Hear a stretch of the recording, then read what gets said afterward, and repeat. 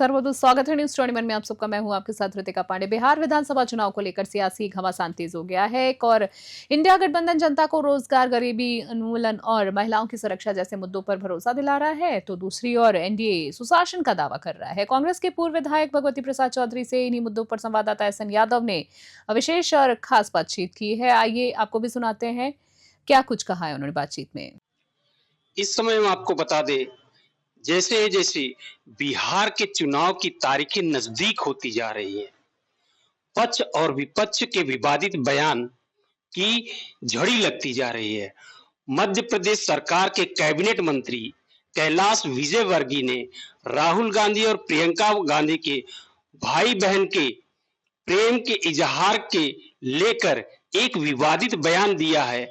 उस विवाद को लेकर पूरे सियासत में सरगर्मी बनी हुई है। इस समय हमारे साथ मौजूद हैं कांग्रेस के पूर्व विधायक भगवती प्रसाद चौधरी जी। आइए हम इनसे बात करते हैं, इस प्रकरण को, इस घटना को किस तरीके से लेते हैं। जी बहुत बहुत स्वागत है आपका चैनल में। आपका भी बहुत स्वागत है, आपके चैनल का स्वागत है। जी, क्या आप इस घटना को किस तरीके से लेते हैं, जिस तरीके से कैलाश विजयवर्गीय ने बयान दिया है भाई बहन के उस पिक्चर पे? देखिए, इन सब बयानों पे तो जवाब देने की जरूरत नहीं थी, क्योंकि इन लोगों की घिनौना मानसिकता इससे प्रदर्शित होती है। इससे साफ जाहिर लगता है कि इनके पास और कोई मुद्दा नहीं है। ये फिजूल के मुद्दे फैला करके ये एक नफरत का वातावरण बनाते हैं। इनको नहीं पता कि रक्षाबंधन के दिन भाई बहन का क्या प्यार होता है। इनको नहीं पता कि प्यार परिवार में भाई बहन, माँ बेटी का क्या रिश्ता होता है, पिता का बेटी का क्या रिश्ता है। पिता अगर बेटी को गले लगाता है तो वो प्यार प्रदर्शित करता है, उसके कलेजे का टुकड़ा है। और अगर भाई बहन का ये रिश्ता है तो उनको तकलीफ क्यों हो रहा है? उनको वो नहीं दिखता जब उनके पार्टी के वरिष्ठ नेता जब 4 लेन पे एक महिला के साथ खुले रूप से गंदे तरीके से घिनौना कृत करते हैं और सारे देश के लोगों ने उसकी भर्त्सना की, वो उनको नहीं दिखता। वो उससे छिपाने के लिए ये दूसरा विषय ले आ रहे हैं। भाई बहन के प्यार पर एक प्रकार का एक गलत प्रयोग कर रहे हैं। ऐसा उनको नहीं करना चाहिए। इससे उनके घिनौना मानसिकता का अगर हम ये कहें कि उनका दिमाग सही नहीं काम कर रहा है, हो सकता है कि उनको मुख्यमंत्री नहीं बनाया गया हो तो कुछ दिमाग का मतलब दूषित हो गया हो। चौधरी जी, अभी हाल में ही अभी आप उत्तराखंड में एक सुप्रीम कोर्ट ने चुनाव आयोग के ऊपर 2 लाख रुपए का जुर्माना भी लगाया है और उनकी याचिका को खारिज कर दिया है। उसका प्रकरण ये था कि वहां के जो वोटर थे, वो वोटर के जो नाम थे 2-2, 3-3 जगह थे, लेकिन चुनाव आयोग ने उस पर अपनी जो राज्य के चुनाव आयोग ने उस पर अपनी सहमति दी थी। उसके बारे में क्या कहेंगे? देखिए, यही बाबा साहब के संविधान की विशेषता है कि सुप्रीम कोर्ट किसी पार्टी का सदस्य नहीं है। सुप्रीम कोर्ट एक स्वतंत्र संघीय एक संस्था है, संगठन है, और वो उस पर दुनिया को क्या, हमारे देश को तो बहुत ही गर्व है। और पूरे देश और दुनिया में भी जहां न्यायपालिका होती है, जब जिसको न्यायपालिका पे भरोसा होता है, तो हमारे देश के लोगों ने सुप्रीम कोर्ट के फैसले का स्वागत किया है। और इससे एक बात और साफ हो गई कि जब से राहुल गांधी ने वोट चोरी का मुद्दा उठाया है, तो पूरे देश में चाहे जो भी संवैधानिक संगठन हो, संस्था हो, पब्लिक हो, सब पे कुछ न कुछ असर पड़ा है। और ये एक अच्छी बात है। लेकिन चुनाव आयोग, जो हमारे देश का चुनाव आयोग, वोट सुधार के नाम पे वो वोटरों को काटने का काम कर रहा है। अगर हम किसी इंसान में सुधार लाना चाहते हैं, उसके विचार में परिवर्तन करना चाहते हैं, उसकी तरक्की करना चाहते हैं, ये दूसरी बात है। लेकिन सुधार के नाम पे हम उसका गला काट दें तो यहाँ तो वोटरों को काटा जा रहा है। अगर सुप्रीम कोर्ट ने फैसला दिया है तो निश्चित रूप से जितने मातहत हैं उनको एक संदेश मिला कि अगर वो भविष्य में किसी भी तरीके का चुनाव से संबंधित गलती करेंगे तो आने वाले दिनों में उनको भी ये भुगतना पड़ेगा। चौधरी, अभी हाल में ही देश की जो प्रथम नागरिक होती है राष्ट्रपति द्रौपदी मुर्मू, अभी मथुरा यहाँ पे दर्शन के लिए आई थी। वहां पे जिस तरीके से एक राष्ट्रपति के लिए प्रोटोकॉल होता है, जिले पूरे प्रदेश के आला कमान अधिकारी, राज्यपाल से लेकर मुख्यमंत्री तक सभी उनकी खिदमत में लगे रहते हैं, सुरक्षा में लगे रहते हैं, लेकिन देखा गया कि जिस तरीके से होना चाहिए उस तरीके से वहां पर था नहीं। उस पर आप क्या कहेंगे? देखिए, ये बहुत दुखद घटना है। ये देश के राष्ट्राध्यक्ष हैं और सौभाग्य से एक दलित महिला हैं, और ये सरकार जो है केवल दर्शन और दूरदर्शन की बात करती है और उसमें भी अगर ये महिला राष्ट्रपति महोदय अगर दर्शन करने जाती है, तो अगर वहां पे प्रोटोकॉल का अगर उल्लंघन हुआ है, तो क्या आप अमृत काल में प्रोटोकॉल की हत्या करना चाहते हैं?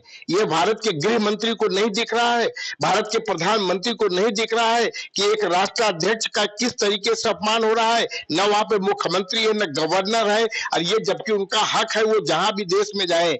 आप इससे इस घटना को छोटा मत लीजिए। दुनिया के तमाम देश इस घटना से क्या सोचेंगे? जब हम दुनिया के किसी देश में किसी बैठक में जाएंगे, राष्ट्राध्यक्षों की बैठक में जाएंगे, मान लीजिए गुटनिरपेक्ष देश के बैठक में जाएंगे, वो क्या समझेंगे कि जिस महिला का, जिस देश के राष्ट्रपति का, जिस देश के राष्ट्राध्यक्ष का उसके प्रदेश, उसके देश में इज्जत नहीं हो रहा है, तो दुनिया के लोग इसको क्या लेंगे? कतई गंभीरता से नहीं लेंगे। तो तत्काल माननीय प्रधानमंत्री जी को संज्ञान में लेना चाहिए, माननीय मुख्यमंत्री और माननीय गवर्नर के खिलाफ कार्रवाई करनी चाहिए कि उन्होंने न केवल महिला का अपमान किया है, न केवल महिला राष्ट्रपति का अपमान किया है, इस देश के सर्वोच्च पद पर विराजमान, पद पर धारण करने वाले व्यक्ति का अपमान हुआ है। सारे देश के नागरिक इससे दुखी हैं। चौधरी जी, एक अंतिम प्रश्न है।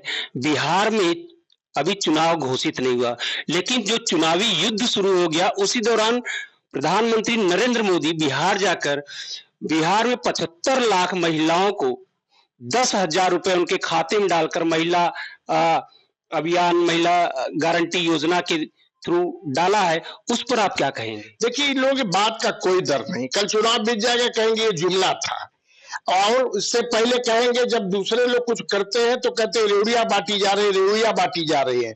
और आप जब चुनाव आया तो 10,000 की घोषणा कर दिया। ये नहीं बताया कि कब तक स्कीम चलेगा, ये नहीं बताया कि ये योजना का क्या कितना कार्यकाल रहेगा, केवल चुनाव के लिए 10,000 का घूस दे रहे हैं आप। तो अब देश की जनता समझने लगी, महिलाएं भी समझ रही है कि अभी चुनाव के नाम पर ये 10,000 दे रहे हैं, आगे क्या करेंगे इसका कोई कुछ नहीं है। ये लोग देखिए, अपने को ये जनता के सामने अभी ये लूट और छूट का जो महोत्सव मना रहे थे, अब इसके बाद ये दूसरा काम करने लगे।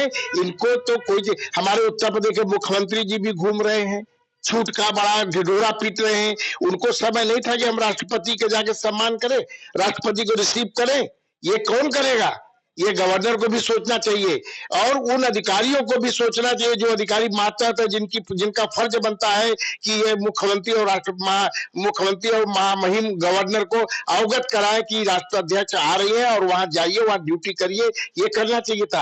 ये संविधान का अपमान हुआ है, ये देश का अपमान हुआ है, लोकतंत्र का अपमान हुआ है, और ये कोई देश की जनता इसको बर्दाश्त नहीं करेगी। और इनका नारा खोखला हो गया, जो महिला के हित की बात करते हैं, सबका विकास, सबका साथ। ये महिलाओं के साथ कभी, जब अभी आपने विजय वर्गीय का किया, वो महिलाओं को किस दृष्टि से देख रहे हैं? मध्य प्रदेश के ही एक नेता ने 4 लेन पे किस तरीके से घिनौना कृत्य किया था महिला का, ये भी आप देख लीजिए। ये सब महिलाओं का कभी भी सम्मान नहीं करती।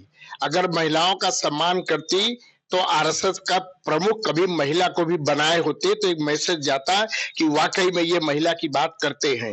इनको महिला से नफरत है। ये अमृत काल के नाम पे महिलाओं के विनाश काल का काम कर रहे हैं, प्रलोभन देते हैं खाली वोट लेने के लिए। और पूरे प्रदेश में देखिए, अभी एक घटना में बरेली में देखा, ये क्या वातावरण बनाना चाहते हैं? क्यों इस तरीके का घिनौना वातावरण बनाना चाहते हैं? क्यों इस देश की गंगा जमुनी तहजीब को बिगाड़ना चाहते हैं? हम इनसे क्या अच्छा उम्मीद करें? देश के लोग भी इनसे अच्छा को उम्मीद नहीं कर रहे।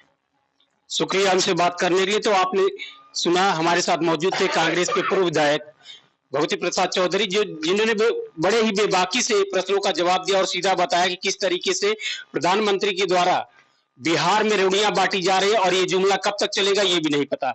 किस तरीके से मध्य प्रदेश के कैबिनेट मंत्री ने महिलाओं के खिलाफ, जहां एक तरफ महिलाओं को 10,000 रुपया बांटा जा रहा है, दूसरी तरफ वहां महिलाओं का बेइज्जती की जा रही है, उनका अपमान किया जा रहा है। किस तरीके से उत्तराखंड में वहां के चुनाव आयोग को सुप्रीम कोर्ट द्वारा लताड़ लगाया गया और ऊपर से 2 लाख जुर्माना दिया गया। अब देखते हैं कि ये पहल कहां तक लागू होती है और कहां तक चलता है।